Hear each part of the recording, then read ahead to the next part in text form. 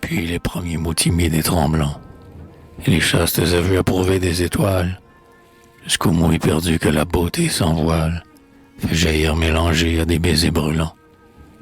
Des soupçons désolés au pardon accablant, la langue de l'amour, tumultueuse et triste, est infinie.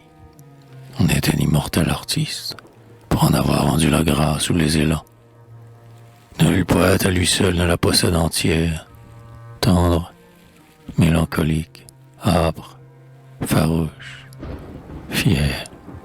Des aveux alanguis faits pour durer toujours, aux paroles de feu brave et bondissantes, du soupir caressant des passions naissantes, aux grands cris de douleur qui clouent tous les amours.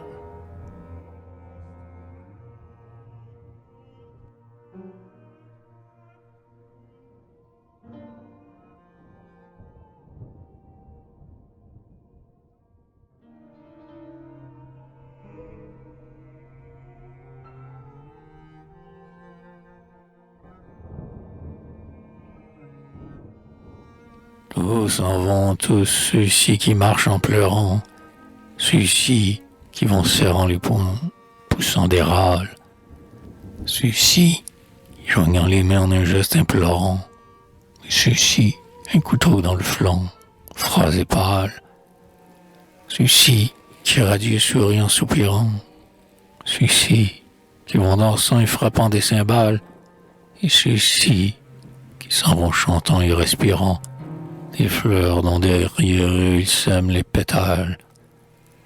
Leur cortège inconstant se transforme sans cesse. Ceux qui semblaient navrés sont saisis d'allégresse, et ceux qui semblaient gais sont navrés à leur tour. Où s'en vont-ils? Porter le grand tribut de larmes, de transport, de tourments, d'extase et d'alarme, vers le trône éternel où réside l'amour.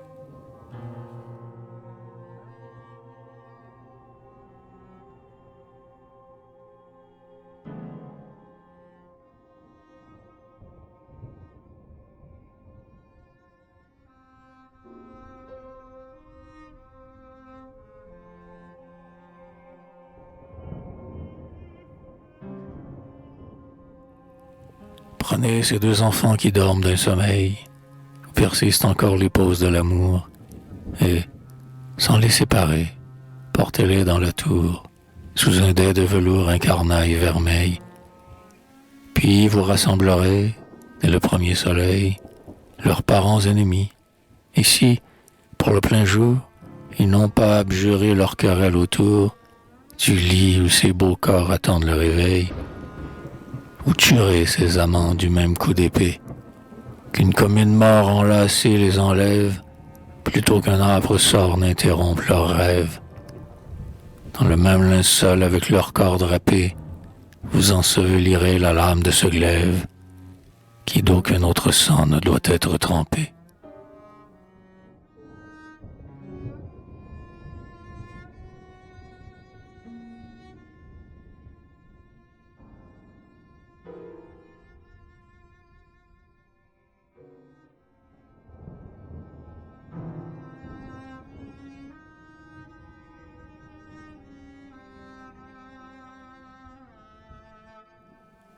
J'avais quitté, et vers l'heure où la lyre scintille, ma maison isolée au pied du vieux rempart, près d'un bois où pleuraient des fontaines. La grille d'un parc était ouverte, et j'entrai au hasard. Bientôt je me trouvai dans un large chemin de cyprès espacés où, dans les intervalles, des rosiers blancs, mêlés de branches de jasmin, se joignaient en arceaux chargés de roses pâles. Je suivis un rayon qui, passant sur les fleurs, semblait, plus j'approchais, leur rendre leur couleur, tandis qu'elles aussi semblaient, pour quitter l'ombre, au bord de leur buisson venir en plus grand nombre. Et je vis une salle ou plutôt un portique, lumineux où flottait un doux bruit de musique.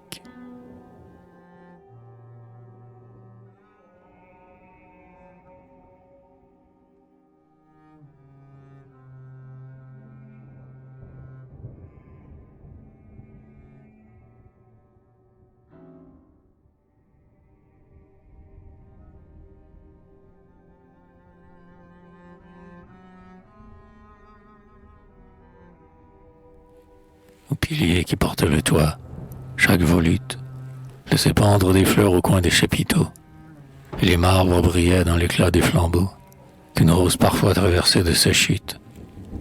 Une femme jouait, sur une double flûte, un air lent que coupait en un certain lambeau, ses mots redits sans cesse.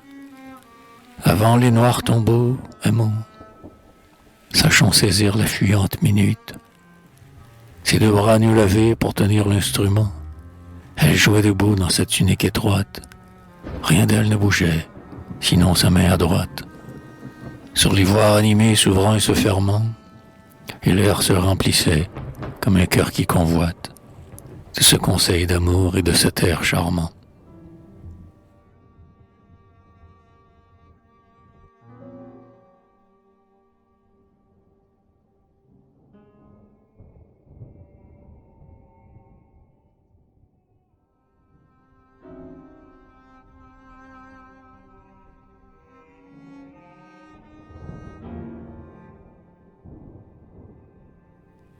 Sur la soie écarlate et pourpre des coussins, où des corps enlacés qu'un trait sobre découpe, se suivaient en lascifs et délicats dessins, d'autres femmes étaient assises en un groupe. Tels ceux que les marins regardaient de la poupe, jouer dans les flots verts en dangereux essaims, ces femmes se passaient une admirable coupe, d'un contour moins parfait que celui de leur sein. Et l'une, se dressant dans sa robe de gaze, qui ne voilait sa chair qu'à l'endroit des fleurs d'or, d'un geste sinueux où sa gorge ressort, éparpillant dans l'air des gouttes de topaze, jeta le dernier vin qui restait dans le vase, suivant le rite ancien pour connaître le sort.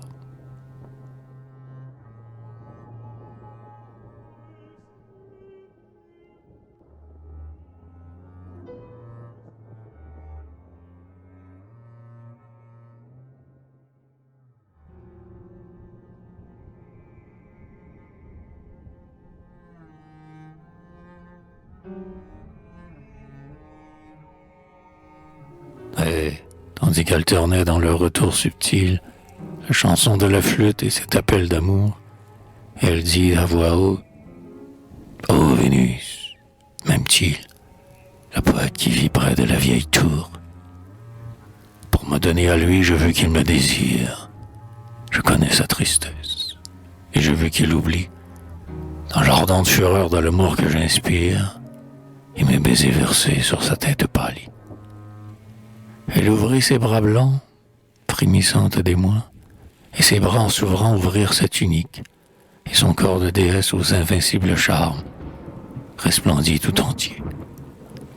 J'ai vu entre elle et moi luire tes pauvres yeux tout fatigués de larmes, et je m'éloignai vers le bois mélancolique.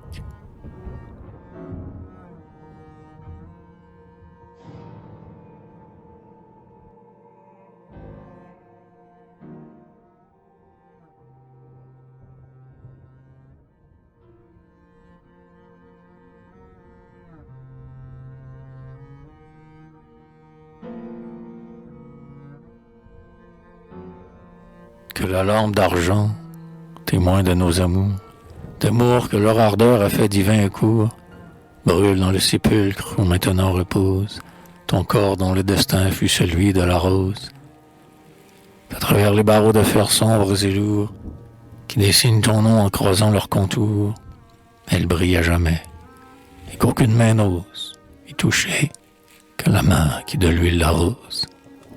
Pour que, dans des milliers de siècles, quand l'éveil de tous les endormis brisera ton sommeil, tes yeux, par leur azur d'autrefois ranimés, retrouvent, en s'ouvrant, un doux éclat pareil à celui qu'ils voyaient quand ils se sont fermés, et que ton cœur s'attend à nos baisers aimés.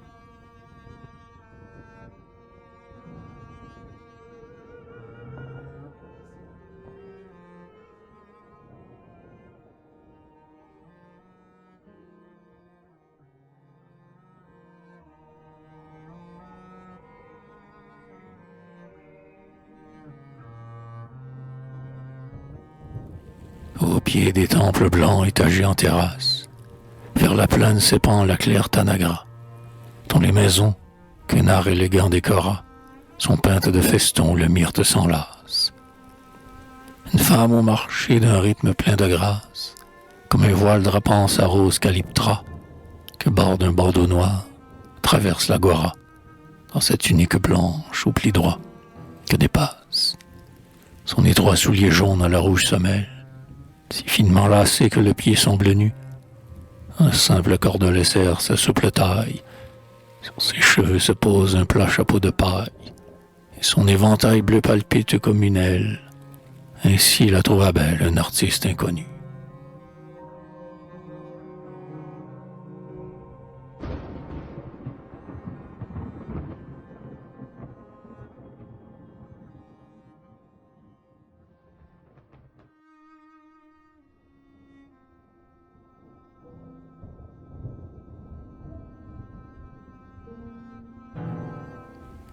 Il est mort.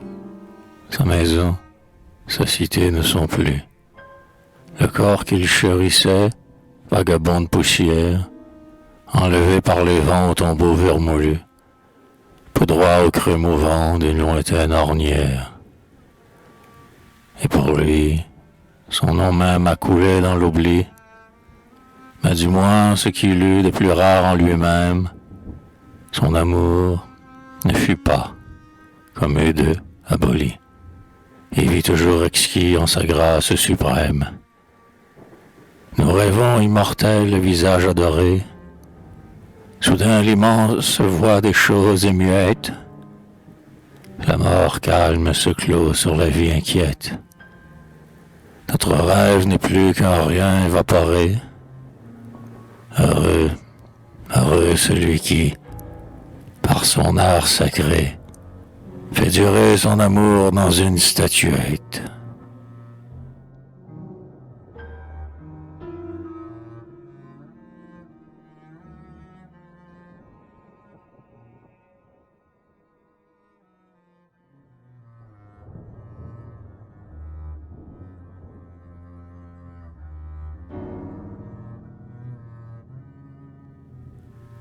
Frêle et pudique sœur des vierges au corps pur, qui s'isole sur une immortelle métope, dont le groupe blanc marche et se développe sur la frise d'un temple environné d'azur.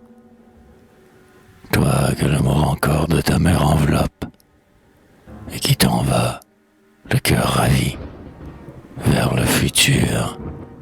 Vierge, tu n'entends pas le centaure âpre et dur, qui vers ton innocence et tes rêves galope. Et cependant, ce soir, meurtri entre ses bras, tu te tordras en vain d'une horreur convulsive vers son antre odieux. Demain, tu le suivras. Et là, tu resteras à jamais sa captive, car l'Hercule n'est plus qui perçait de ses traits ces brutaux ravisseurs fuyant vers leur forêt.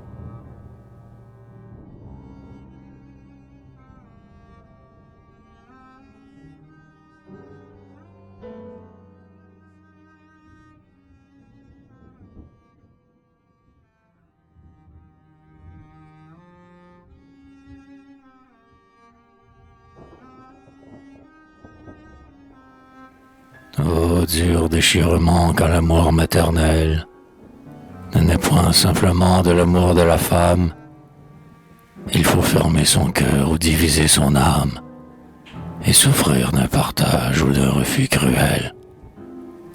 Bienheureuse 3 fois en sa fécondité, la femme qui conçoit de l'homme qu'elle adore et qui sent librement de sa tendresse éclore l'harmonieuse fleur de sa maternité.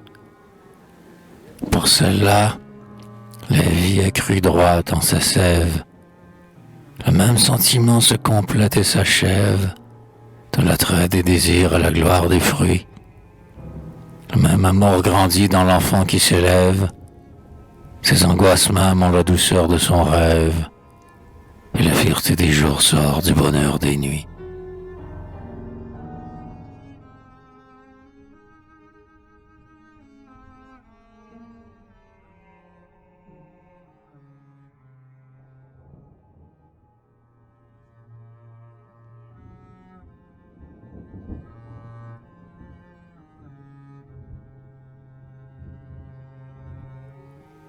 À combien peu de vous, hélas, il est donné aux femmes que le sort saisit qu'elle rudoie et dont l'âme, meurtrie en s'ouvrant, se reploie en un chagrin muet, pensif et résigné, de sentir un amour chèrement incarné et de porter, avec une ineffable joie, un enfant convoité que tout votre être choix, avant même qu'il ait dans vos flancs frissonné.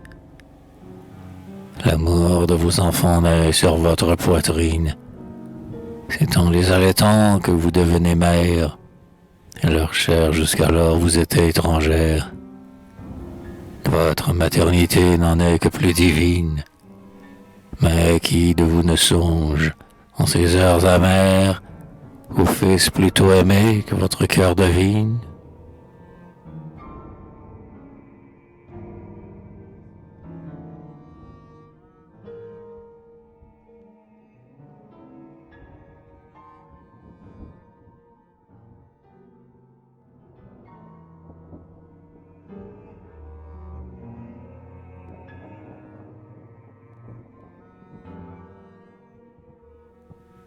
Vain rêve de verser une âme en une autre âme, d'être unis comme l'eau se mêle avec le vin, comme deux sarments brûlent en une flamme.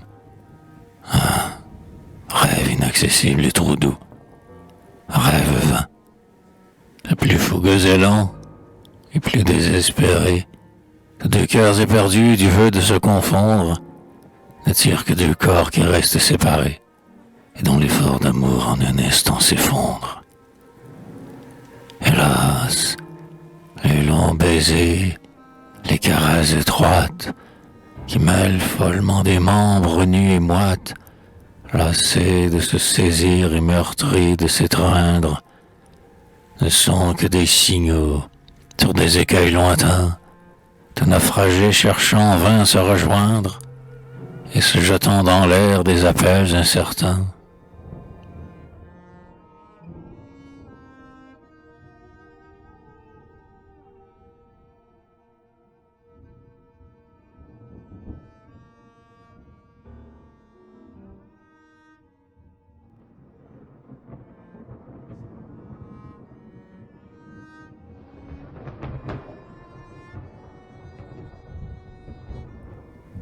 Les premières amours sont des essais d'amour. Ce sont les feux légers, les passagères fêtes, de cœurs encore confus d'âmes imparfaites, où commence à frémir un éveil vague et court. Pour connaître l'amour suprême et sans retour, il faut des cœurs surgis de leur propre défaite, et dont les longs efforts et les peines secrètes ont, par coups douloureux, arrêté le contour.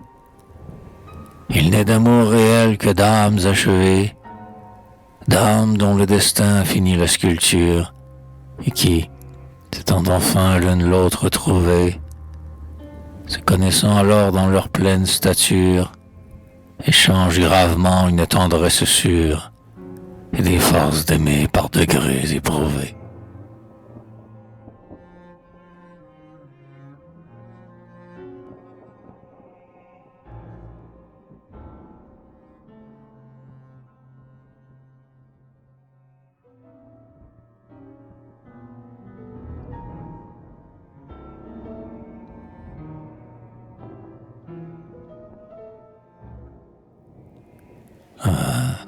Détester l'erreur toujours inassouvie, de vouloir pénétrer vos passés jusqu'au fond. Amant, vos douloureux amants par le front, vous n'en retirerez que l'incurable envie. Savoir des secrets dont vos bonheurs mourront, dans le présent étroit et l'âme asservie. Acceptez-vous tous deux tels que vous fit la vie. Aimez-vous en vos sens et vos cœurs tels qu'ils sont. Échangez vos baisers sans songer que vos lèvres, avec une autre bouche ont connu d'autres fièvres, et que vos corps se sont unis à d'autres corps, car peut-être ce sont l'ivresse, les remords, et jusqu'au regret les amours consommés, qui vous ont créé tels que vous vous entreaimez.